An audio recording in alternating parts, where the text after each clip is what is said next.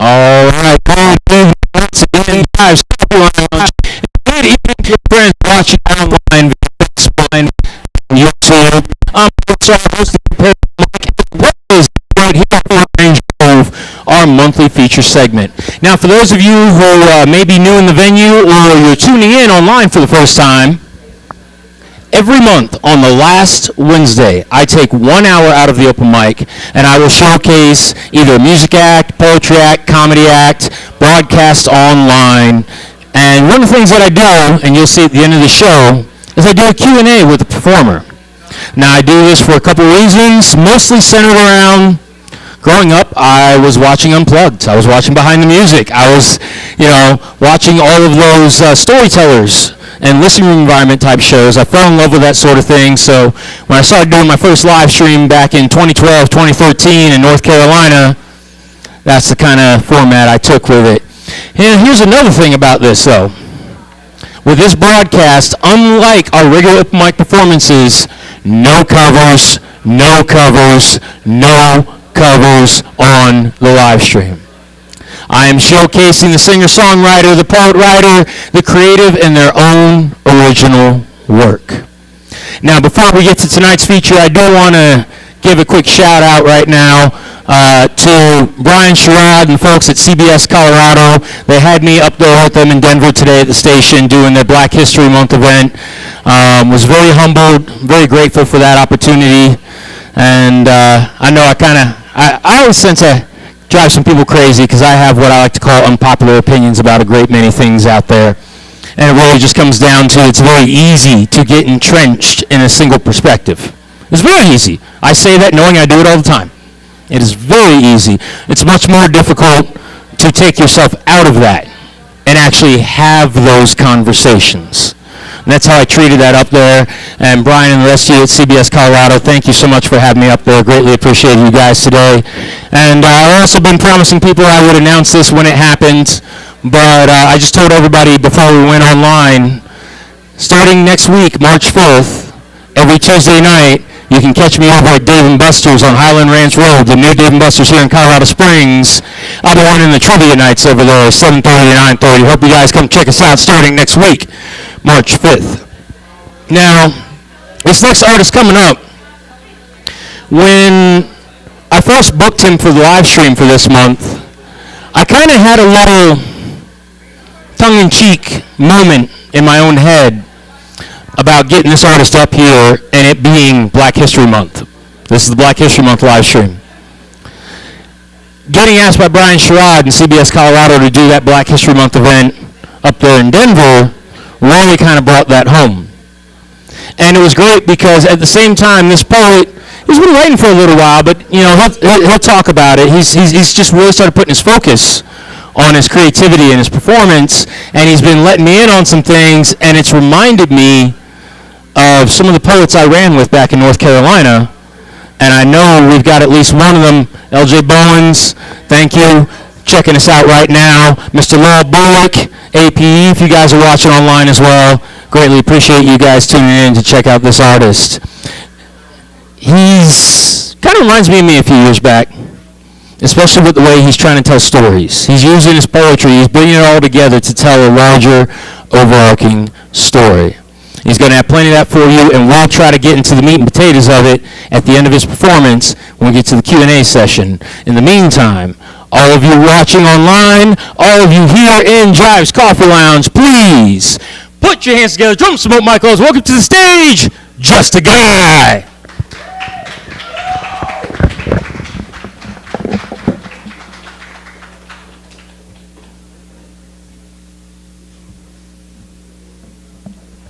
Whew.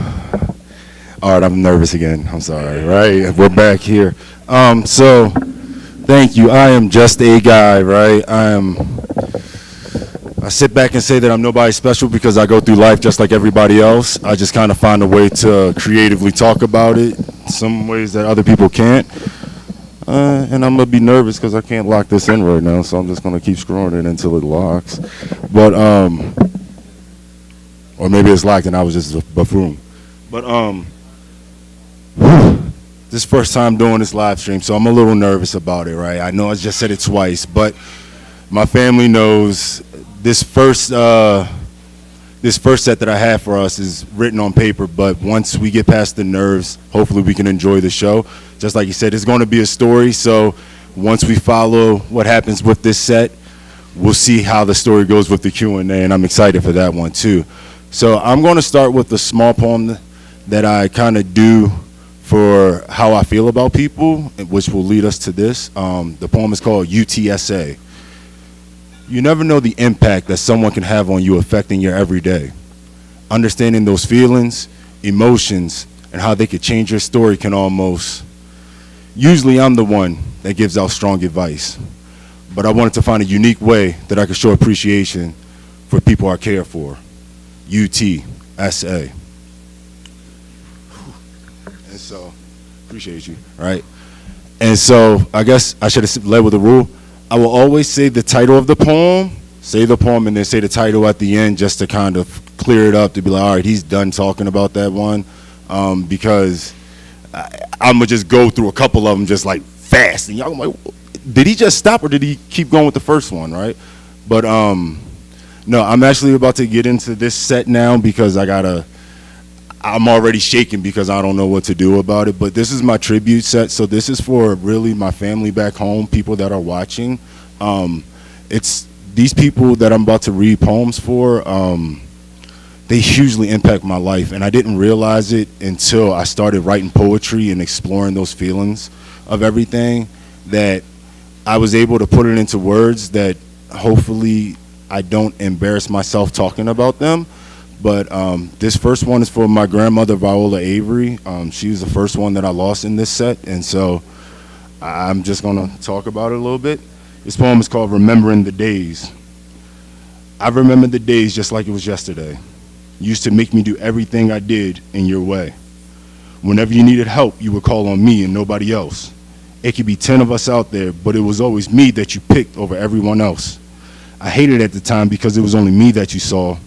Never did I think of the lessons that were being installed. And now that you're gone, I can't talk or reach out to you. I just have to remember the days and help the people that need my help, that I can help too. Remembering the days.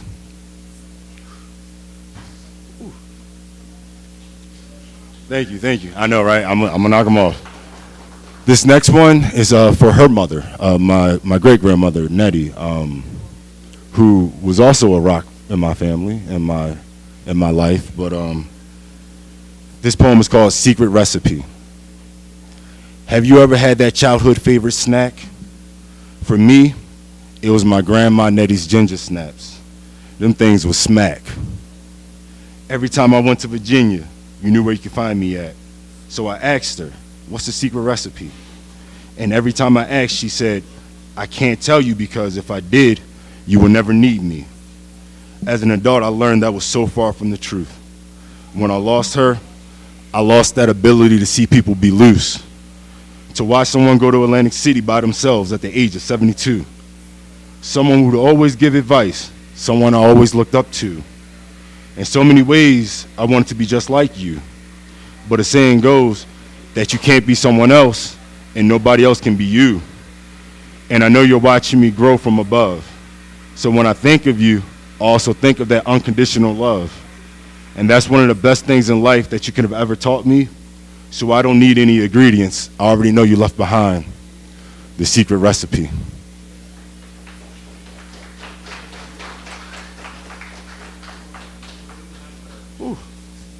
All right, I'm not yet. I guess they're dry. This one is for my cousin Wayne. This is on those two was from my dad's side, and now I'm about to talk about my mom's side real fast, and this is kind of closer to home. But this is from my cousin. This is called my cousin Wayne Gross. This is Letters from Jail. I remember I was a little boy trying to master cursive in my own name. I would receive a letter from you saying how you felt all alone. I always asked the question, well, whose fault is it? Who's to blame? Or I would ask how long is it is before you come home. The answer always kind of came back the same. The people that took the heat, the people you took the heat for, you should have took your place or spent time with you, never seemed to answer the phone. I would think to myself, well, that's a shame. And whenever I saw their face, my mood would instantly be blown. But now that you're not here anymore, I can't just talk to you or call you on the phone. And I know that life moves forward, but it ain't the same. I just wish that you would have just come home. And now I sit in this world trying to figure out who's to blame. Because when I think of you, I remember that feeling of being all alone. And all I have is the memory of your name and some letters from jail.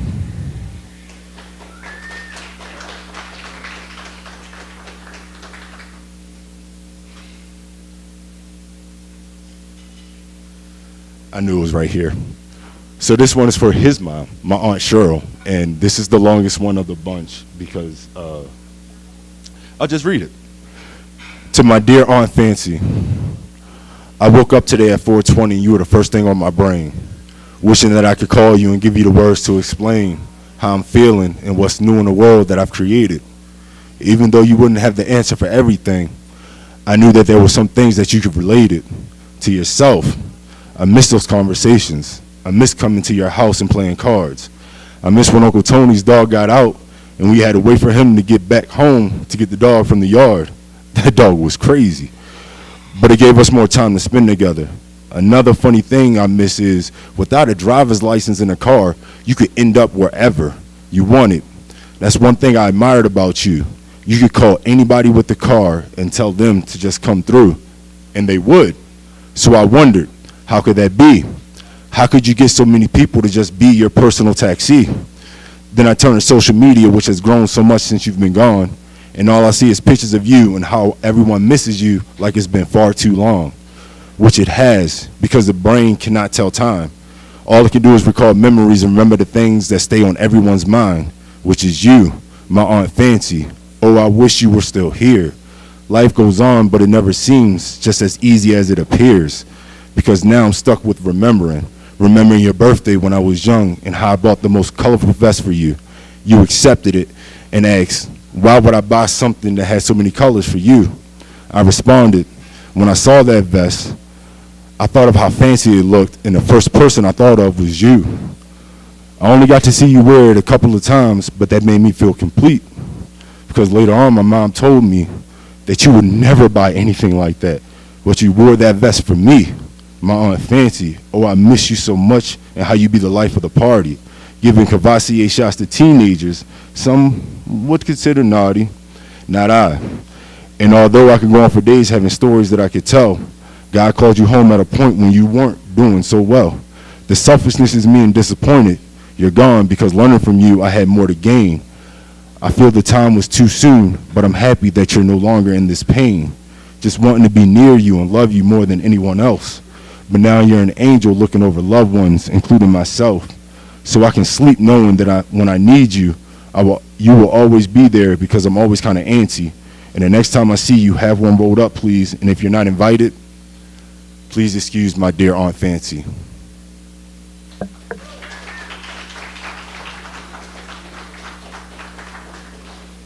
Woo. Okay. We're almost out of this. Trust me. Like, this is the last one, and then we're going to start to take off. I promise. Right. This one is from my grandmother. She was one of my greatest advisors, and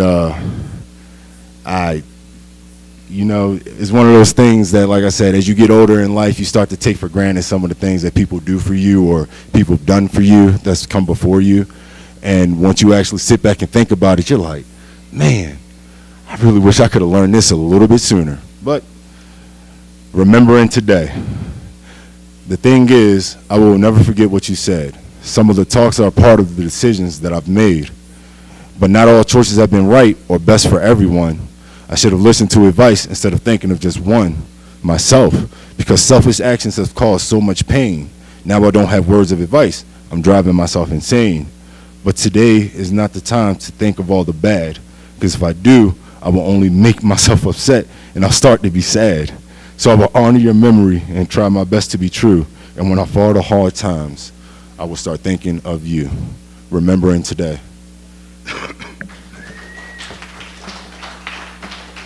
Woo.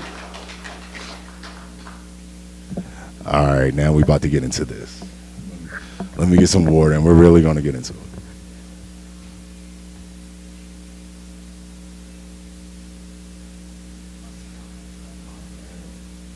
Just trying to be honest with people, man.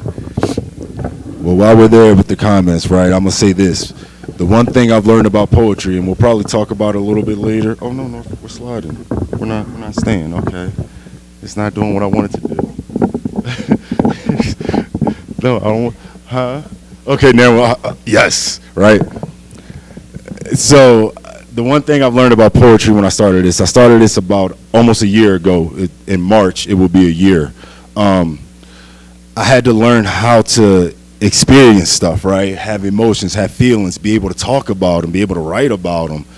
And it has allowed me to write about a lot of things that I typically would never say in front of anybody, right? But now I say it creatively, and I can feel the aura be like, man, I feel it too, right? So now we about to get into the Just a Guy set, right? The family, you got it, but now it's for everybody else, right?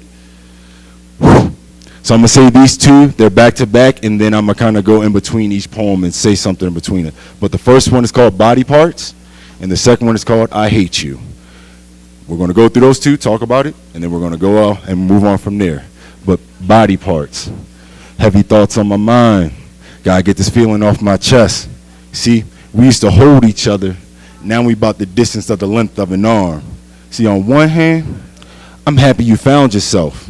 But on the other, I'm counting on my fingers the days until you'll break my heart and I have to remove you from my life like an organ donor losing a kidney, and I have to regenerate myself like a liver. These thoughts have shaken me to my core. The feeling has dropped me to my knees. Raindrops feeling like they are on my face, to the sky, the look of eyes. I get the courage and strength of my legs to get back on my own 2 feet, because now that I got the monkey off my back, it feels like the weight of the world is being released from above my shoulders. Body parts.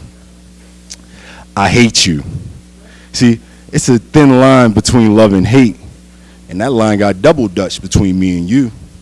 And now we got to figure it out before it's too late, and everything that we worked on is just through. It's funny we looked at each other as a soulmate, even went as far as to borrow something blue.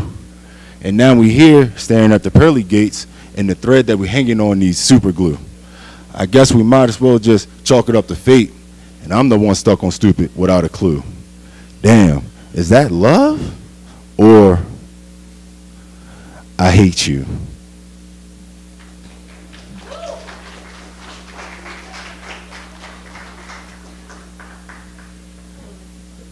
So, Bro Migo, that last one was for you. Me and my brother have a funny way of talking to each other, where when you say something to them and you know they're right and you know you can't say nothing back, just say I hate you, right? Just know we're double dutching that line, but he knows exactly what I'm talking about. So this next one is called Burnt Bridges. Started out when I came back to Colorado. I moved, came back, and they asked me if I was going back to the same job. And I was like, I think that bridge is burnt. But the poem is very relatable to everything else. It started out with that mindset, but we'll see how it goes. This poem is called Burnt Bridges. See, things can never go back to how they used to be, because when you revisit the past, it's just too much history. Why things didn't work out is always the mystery, because two caring human beings should create symmetry.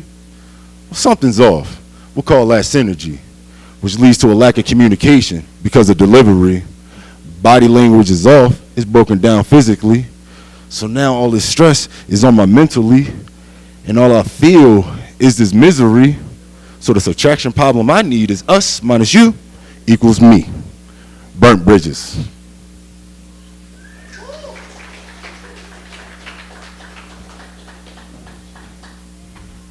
I'm gonna hurt myself. I really got a bum leg up here. I'm gonna really hurt myself hitting that chair. So now that the bridge is burnt, we gotta take off. We're gonna fly somewhere else, right? We're gonna see what the birds is talking about. So this next one is called Free Bird. So let me tell you the story about this free bird. See, the bird wasn't always free. Early on in the nest cage thoughts of being with a family, until one day an owner wanted the bird free. They left together, just as happy as can be. Now this bird and the owner are in the new house.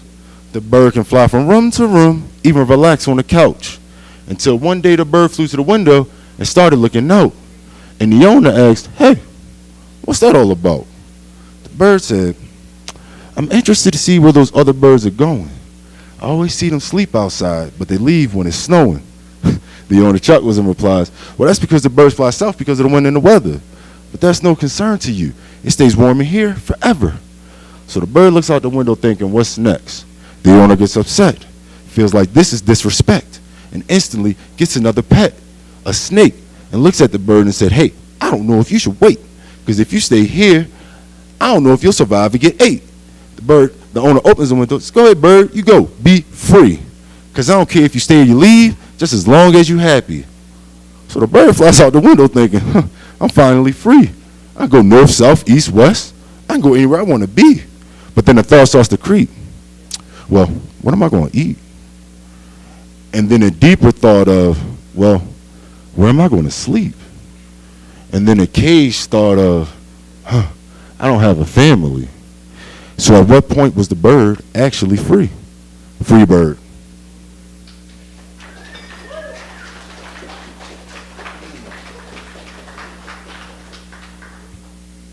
I'm still on camera.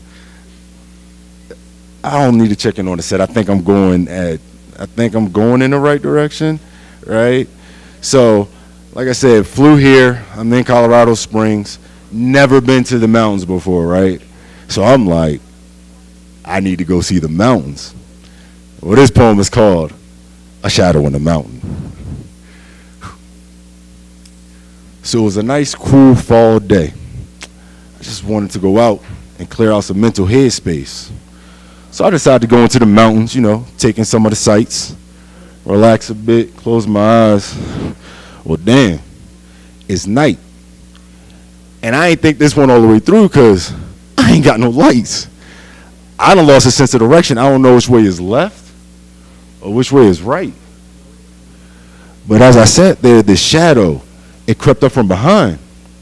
And I started bugging out because I'm like, this shadow, it wasn't mine. So now I'm thinking, is this my imagination or is this real? Then the shadow waved to me like it had something to reveal. It took me to this most beautiful place. Everything seemed so surreal. I done lost track of time with the shadow. This just seems so unreal. So now I'm thinking, I want to thank this shadow for everything that it's done. Because I'm really tripping because the shadow might have just shown me the one. Then the shadow turns to me, it forms a face, and it's the sun. And now I know which way is east, and a new day in life has just begun. A shadow in a mountain.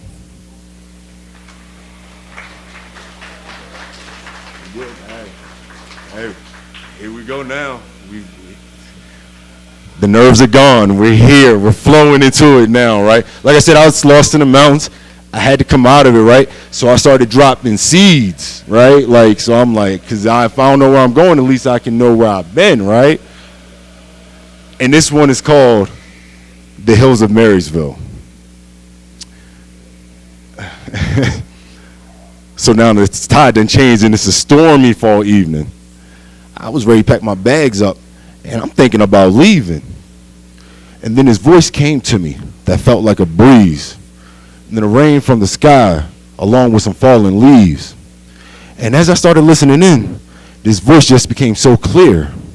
There are a million places you can be. Let me tell you why you're here. You need to rediscover your passions and what's inside of you. Do your best to go through the pain. No, don't run away from the pain. Do your best to go through because your life is already written. It's written in the stars. So it doesn't matter where you go. You already know who you are. So take those lessons of life with you everywhere you go. Plant a seed of knowledge and come back to see how it grows. The Hills of Marysville.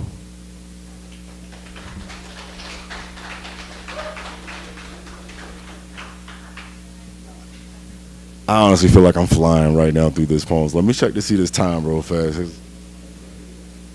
All right, never mind. We're actually right on track. I actually need to speed up a little bit here too. Didn't realize I was this far along. But as I was coming out of the mountains, right, I encountered this large building, and this is a true story. I don't care what you think. This is a true story. I'm sticking to it.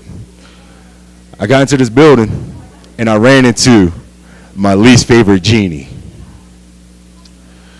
So I'm walking to this building, and I look up on the shelves, and I see this old-shaped crescent bottle. When I touched it, and voila, a genie.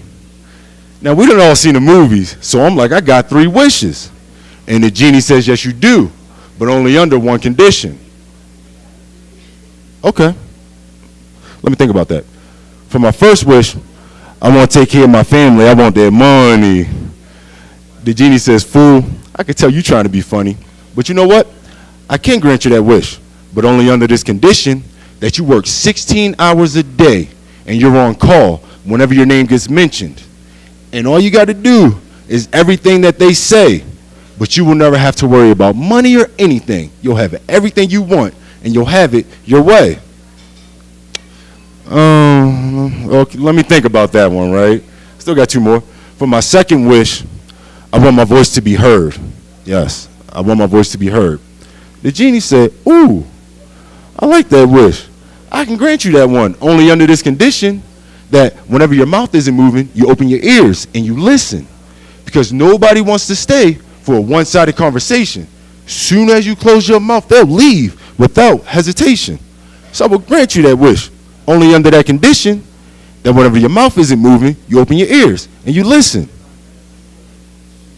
Let me think about that one too. Talk a lot, so I gotta think about that, right?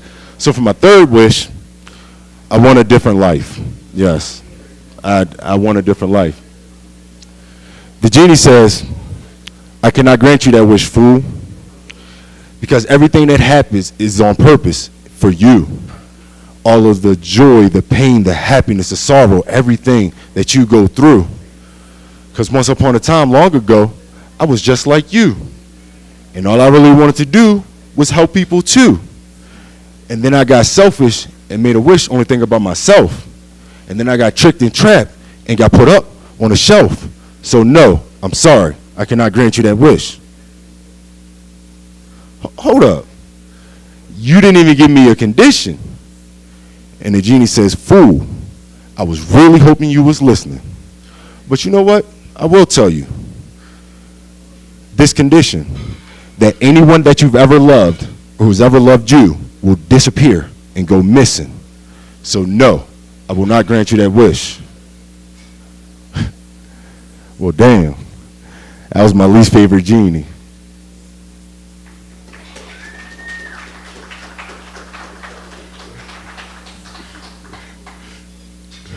True story, by the way, I'm trying to tell you. Like, it is so true.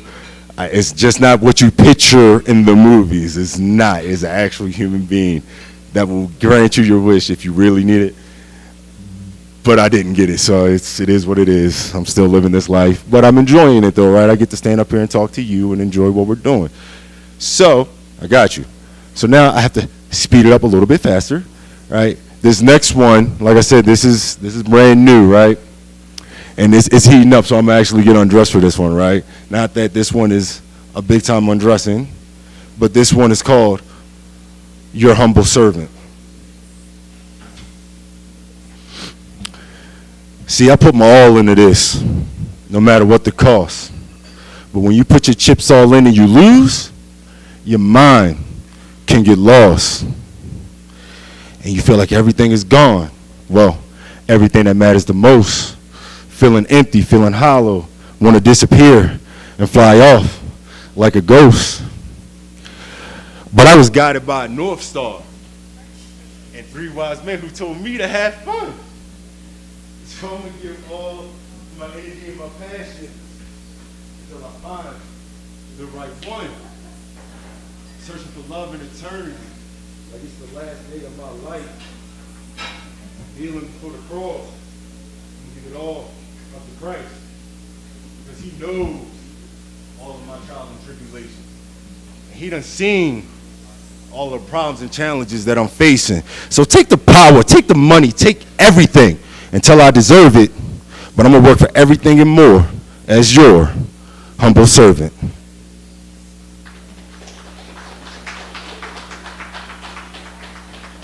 North Side, I told you he was going to feel that one. I told you. Told you he was going to feel it. But this next one is called Dear God, right?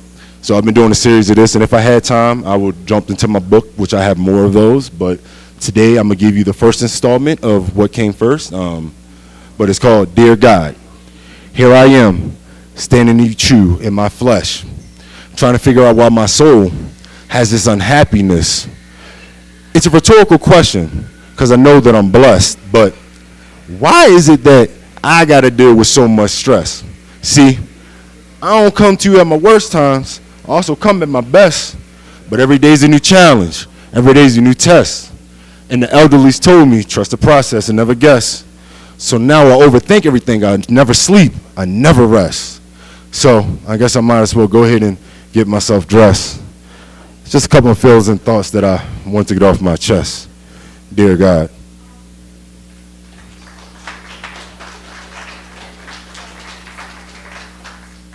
Now this one is for the kids. I'm a teacher, which I'm gonna get to on the last one, but that's not what this wardrobe change is about this time. I just asked them if they think I should, and they was like, yeah, because I change at school all the time, and so I'm changing it to a different mode, right? So I have three little young bears, right, that I call kids, and so I'm actually going to do 3 poems, kind of as a little mini tribute to them. And so this is my Papa Bear shirt, right? Like if I ever feel like I want to be a grizzly, I wear this one, right? But this first one is called The Watcher. See, every time I end a conversation, I tell people to have a blessed day. Me and my son, we was walking on this very lovely day. We see a stranger in distraught, looking like he's had a really rough day. And before I could say anything, my son wishes him to have a blessed day. The Watcher.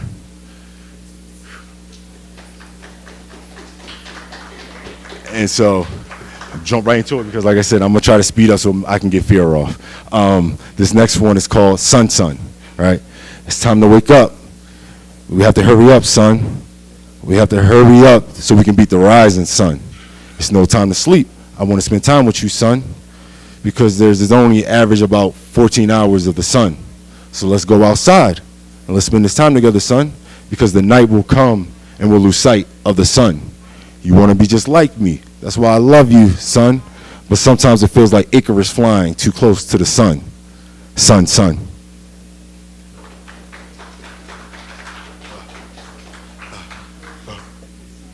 Oh, gosh. So this next one is called Bubbles. I love this one, too. Bubbles. So I'm watching this anime, and my son screamed out, Bubbles. I'm like on the TV. He like, no, I want Bubbles. So now he got me walking around the house looking for some bubbles. Now he got me driving to the store looking for some bubbles. He got me walking down every aisle looking for some bubbles. He got me waiting in his long register line for some bubbles. And now we leave, I see an accident, and now I'm thinking bubbles. Not the ones I just bought, but that protective bubble. Like one day he's going to grow and be outside that bubble. But until then, I'm going to go home, relax, and blow some bubbles. Bubbles.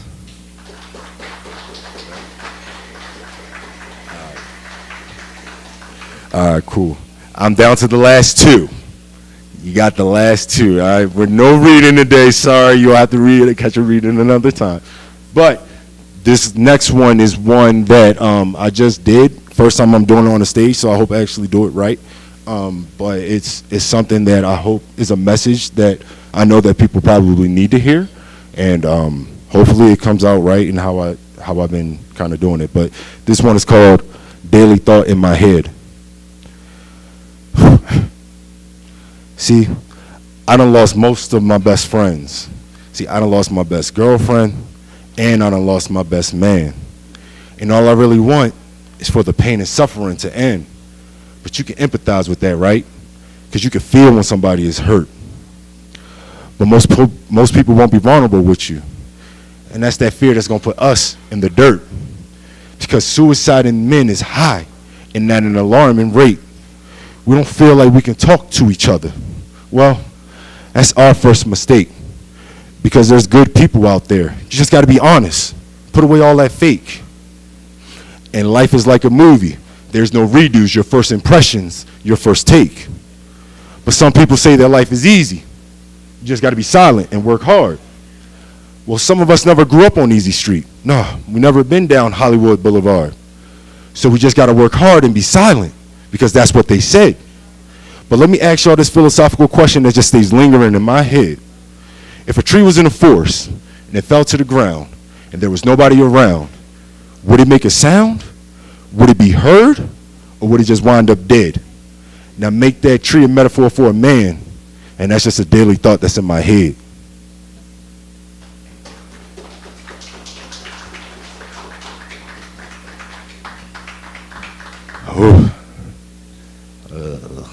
So I had to let that one go. And so I'm going to end my night with fear, right? Fear is a conversational piece that I have now, and I'll talk about it a little bit afterwards, but hopefully you can embrace these words and we can, like I said, talk about it with North Star a little bit afterwards.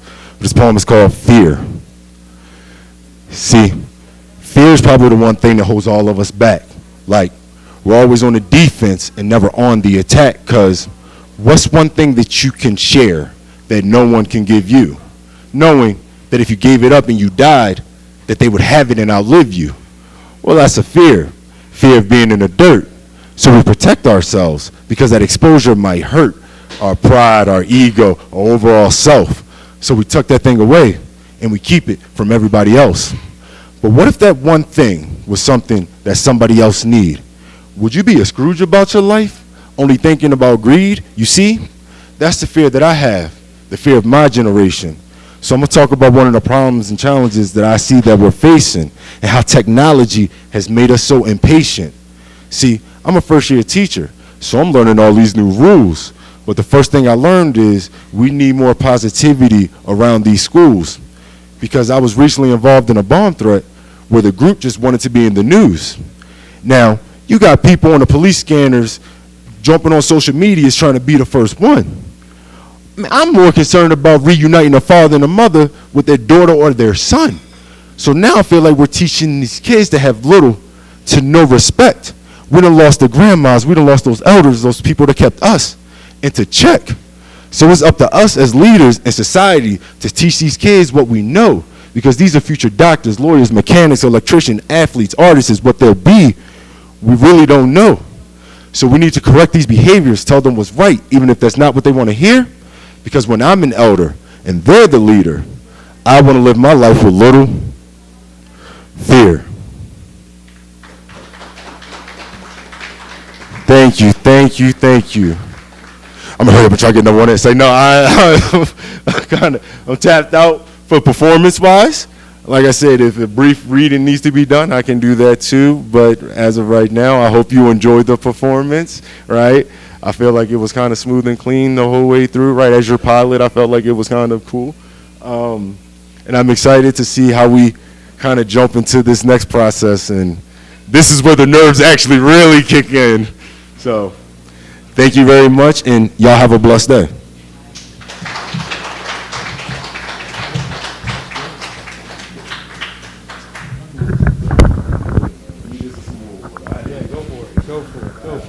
Can we give up for Just a Guy one more time, please?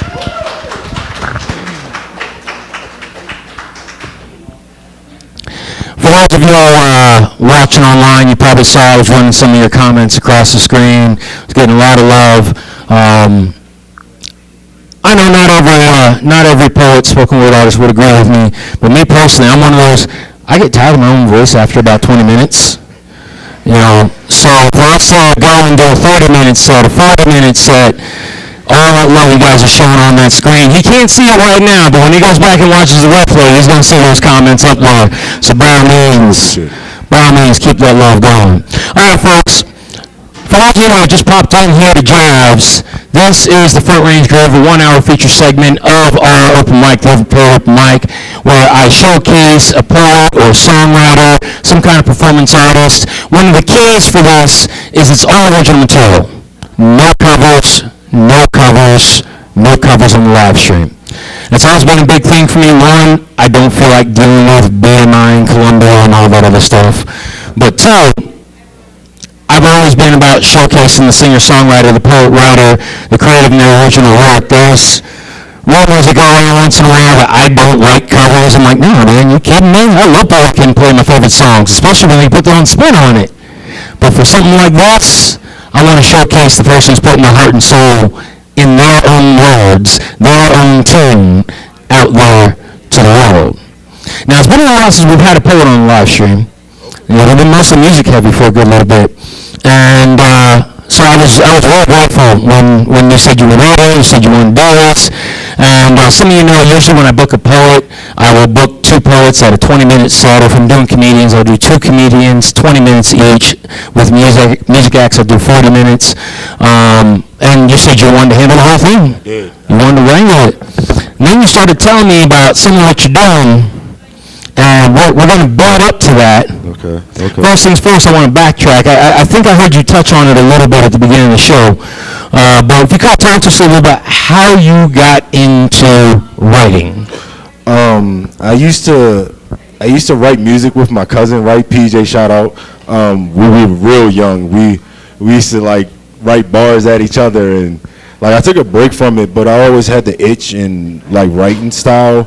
And then last year was going through a rough time, and I started journaling, just so that way I could like understand why I was getting so angry at times when it wasn't time to be angry. And then I wrote a stanza. Then I actually saw my sister-in-law Tamar do an open mic, and I was like, hold up, I can do that. And so I kind of wrote something, and my god brother told me, I read it to him, and he was just like, wow, bro, like, you wrote that? And I was like, yes.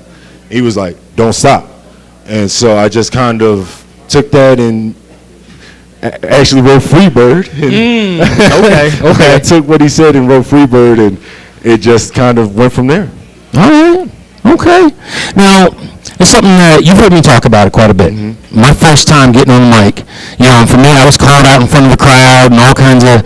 It wasn't, I'm going to sign up and I'm going to try to do this. No. I was dragged out in front of the crowd, and I'll talk to people sometimes and say, when I finished that first set and ran outside and smoked like 10 cigarettes and finally took that first breath after I finished that first set and calmed down, I understood catharsis in a way that I never knew before.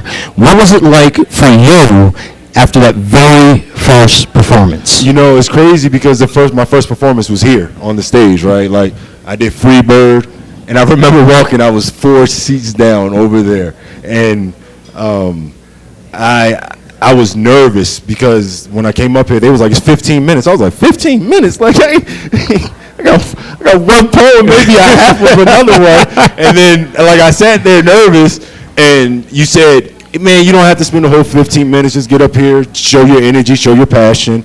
And so I was like, well, I don't have a problem doing that. Like, I can show love, show passion, show energy. Like, that's not the problem. So I came up here, and I remember it was Carmen DeSacco.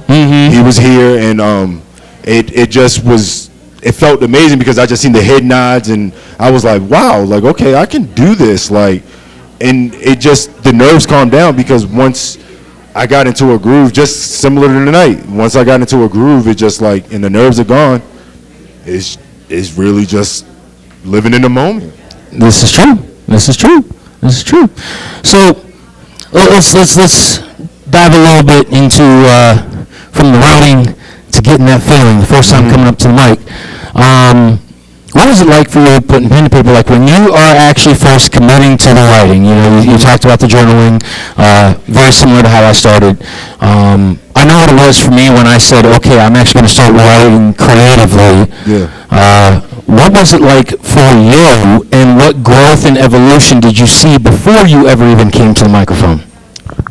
Like I said, man, I wrote Freebird and I just performed it. It was one of those, like, I don't want to say bucket list type things, but it was like, I was like, man, I just see people do it and it's so effortless. Like, I can talk, I've coached, play basketball, I'm talking in front of people all the time. Like, why can't I get on the stage and do it? And then what really happens is, which I think what almost held me back, because I ain't gonna lie, I came up here Thursday morning and was like, do y'all do Wednesday nights? They was like, yeah, you just missed last night. And I was like, oh, my bad. But no, what really is, it's like when you get up here, if you start looking at people and you start thinking about them, you lose yourself and what makes you you. Yes. And so it's like, I just try to stay as close to like understanding what I'm doing and not think about what's happening out there, because if I do, that's why I wear sunglasses too, because I don't want to think about what's going on. I just want to focus in on me and just kind of let it go. And I always yielded the best results when I'm locked in on me and just making sure I try to give my best efforts. Okay, all right. Now, when it comes to the evolution of your creativity, when we first started locking in the details for this feature, you started telling me about how you kind of create a greater story and craft your poems, or at least organize them while you're crafting other ones in that way. Can you talk to me a little bit more about what it was you were looking for, and if you ran into any hardships, headaches, frustrations as you were trying to build that? Yeah, I actually had 2 poems not make the set, like that I said I really want in the set. They didn't make it because, like, it was just a little bit too much. But no, I just wanted to tell a story of me, like the people that meant something to me and how I grew up, right? Like, just the people that meant something to me, and then kind of the heartbreak is kind of where poetry started. You know what I mean? Those 3 poems weren't the first 3 I've written, but the heartbreak is where it started. And then so that's kind of, I have to talk about that part of my journey.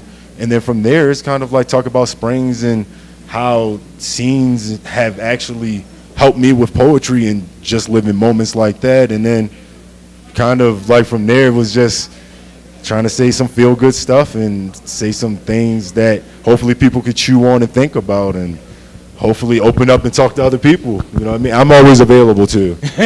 My family knows, like, I'm always on the phone. Now, I'm glad you open up, talk to other people. Aside from this, you had justaguypoetry.net. You run that for a minute, and you've got your Just a Guy Poetry Instagram. If you guys were watching on the stream, I was running that across the screen periodically. Your Instagram.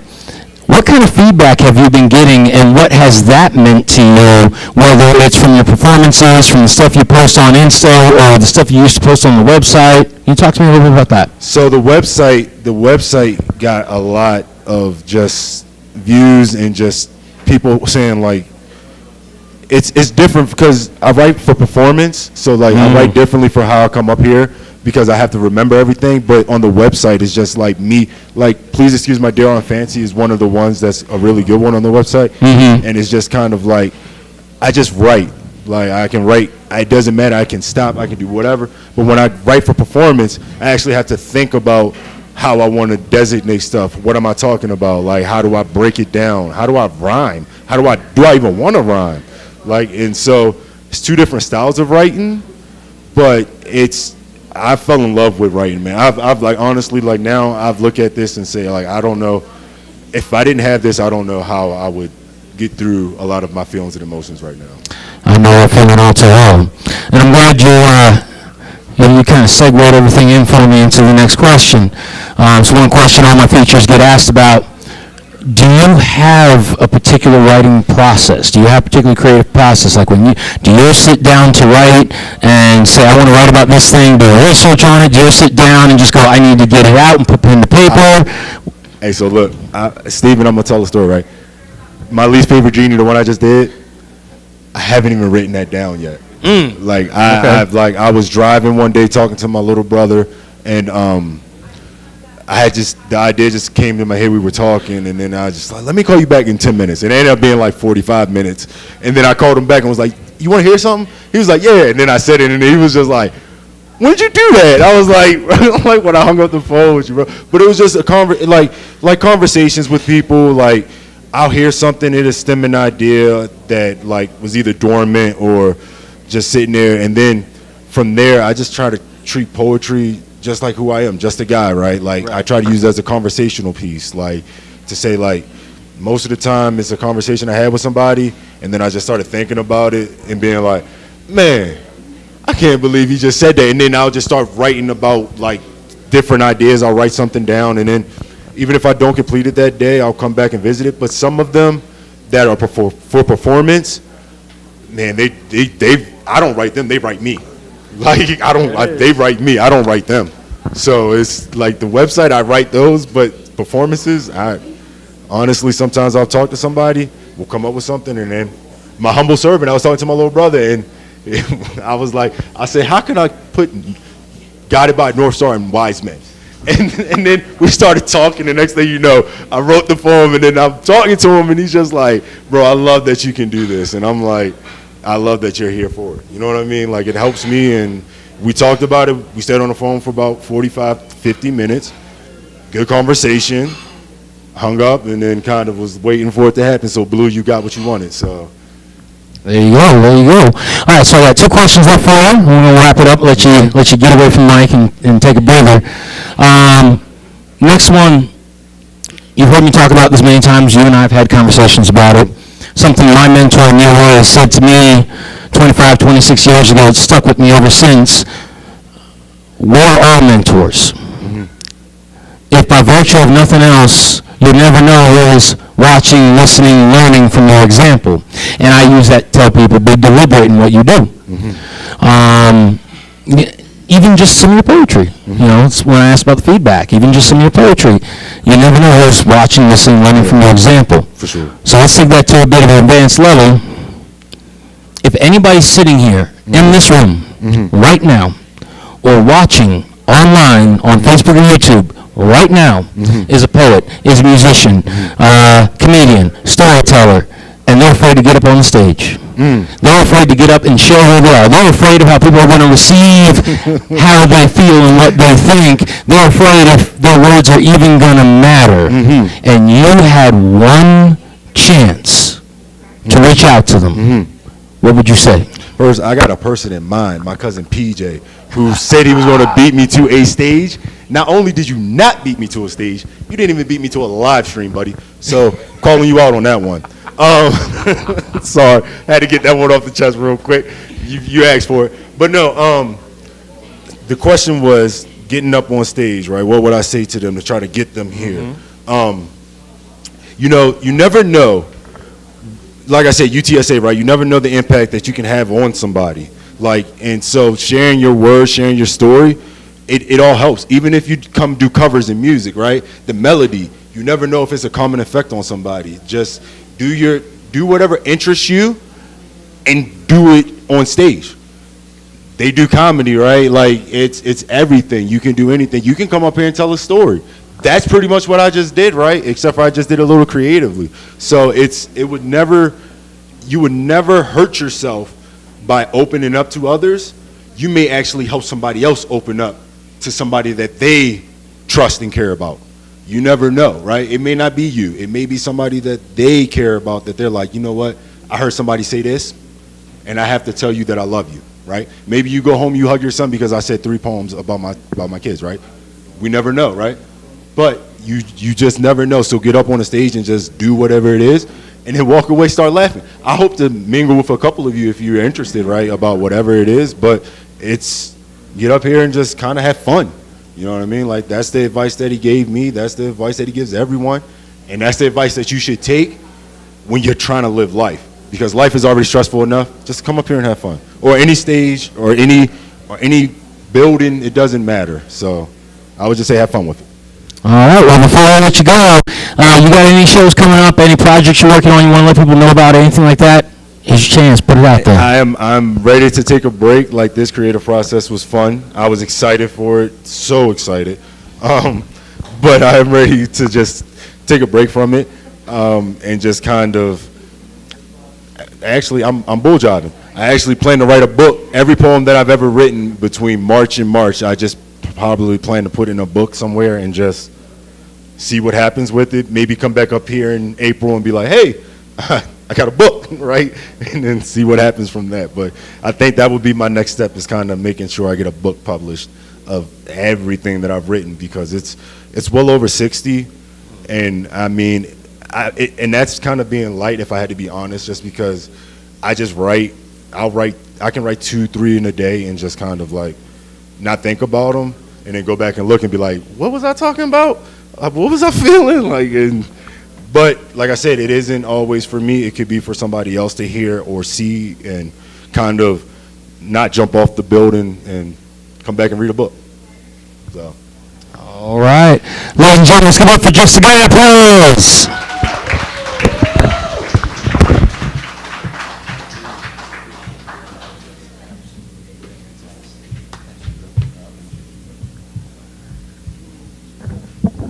If you guys want to check him out, you can find him, Just a Guy Poetry, on Instagram. Feel free to DM him, let him know what you think.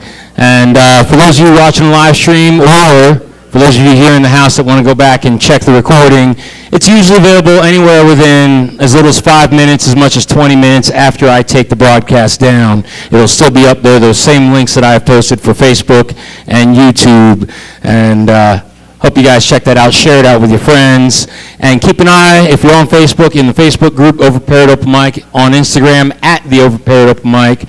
I'll be going through and doing some updated info on the live stream bookings, as well as those Friday bookings for Friday at Jives coming up here soon. Those of you that might be watching online or here in the house, if you're in the Old Colorado City neighborhood, feel free to come on down to Jives this Friday, March 1st. Austin Blankman's coming in doing a 2-hour set right here on the stage. If you missed her last show, you're going to enjoy this one. She'll be running from 6:30 to 8:30. Hope you guys come check that out. Before we jump off the stream, I do want to put it out there one more time, folks. If anybody's interested in helping out with the commercial campaign I'm doing for Jives, do need some on-screen talent.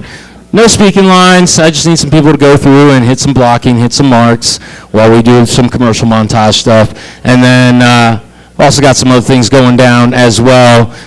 And if you're online, but you happen to think you're going to be in this area soon, you can catch me here Wednesdays, but on Tuesdays, catch me at the Dave & Buster's on Highland Ranch Road, running the trivia night up there. Ladies and gentlemen, those of you here in the house, just give me a few minutes break down the stream. We're going to get back to the open mic sign-up sheet, get the next performer up here. Those of you watching online, thank you very much for joining us. Once again, I'm Northstar. You can follow me at Poet Northstar across all socials. You can also email me, poetnorthstar@gmail.com, if you have any questions about anything. Take care of each other. Be good to each other. Keep writing. Keep sharing. Keep listening. Keep learning. Thank you and have a good night.